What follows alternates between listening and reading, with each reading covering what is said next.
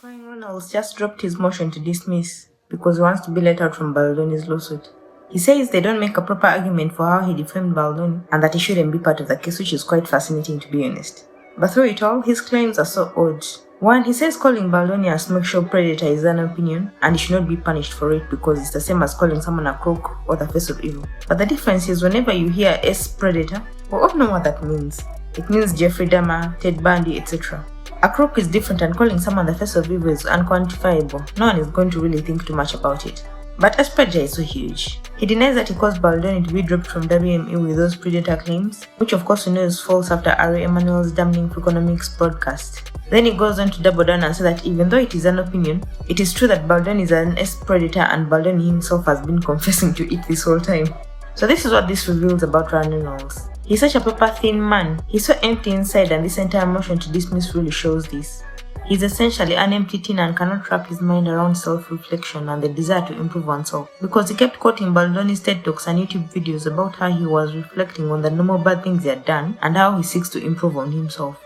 For example, there's a part where Baldoni says he kept disrupting his wife. Apparently his wife would say something but then he would disrupt her and finish her sentences. Then he sat down with himself and self-reflected, realizing that this was not proper because he was taking her voice away.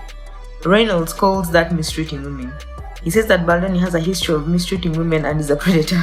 This entire motion is ridiculous. It reminded me of his teacher calling him a sociopath because it truly shows just how true that is. I mean, sociopaths are known for being empty inside, and it seems Plantation Ken is the same, just like his wife misconstrued a text where Baldoni mentions that Khaleesi had a personality that believes their own lies, and she actually thought it was proof that Baldoni was admitting she was right. These two knacks truly deserve each other. Can you imagine if Crying Reynolds was to sit down with himself and think about those interviews he has given about assaulting an actress on set? There's this interview he gave about touching Olivia Wilde's boob on set. I have no idea what to do. So, the scene is over now. There's 65 crew members around. I mean, there's all these guys. There's like the one, the jackpot. I'm sitting there and I reflexively, like an idiot, just put my hands right back on her breast. And I think I'm doing it to cover them up, but I'm like realizing right now it's a very fine line between chivalry and, workplace sexual assault. And then there's also another interview where he was talking about how he was staring at a breastfeeding woman, something his own wife is accusing Jamie Heath of doing. And mind you, by the time I was staring at this breastfeeding woman, he already had children and had seen his wife do this multiple times, I imagine. But he still was being so weird. Can you imagine if Plantation Ken was to sit down and think about his own horrible behavior? I don't know what conclusion he would make. Would he willingly walk to the nearest prison and tell them to throw him in because, actually compared to Baldoni, his actions have been more predatory? But somehow it's Baldoni who is more horrible. Yet all Baldoni has been talking about in his videos and TED Talks was self-improvement. I think Plantation Ken thought this motion to dismiss a win on the PR front, but it just makes him seem so full of himself and incapable of apologizing for his horrible actions.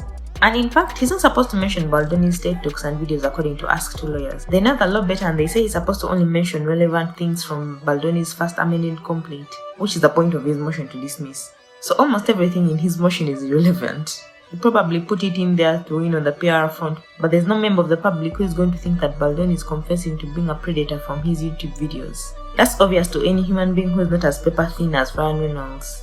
I think people around Plantation Ken should sit him down and teach him what self-reflection is. Maybe it could actually help him, rather than making things worse like this. Ask Two Lawyers also agree that it seems like there will be no settling in this case, because this motion has taken things too far instead of reducing the impact.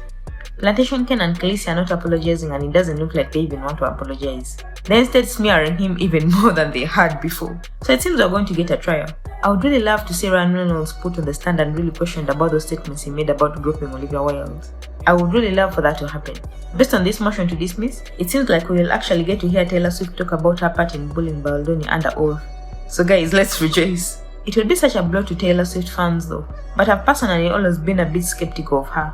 I do like some of her songs, especially the album Reputation and 1989, but some of Tay's moves have been so unbelievable. I would like to see her in a court of law where she can't hide behind her PR. I cannot wait for March 2026.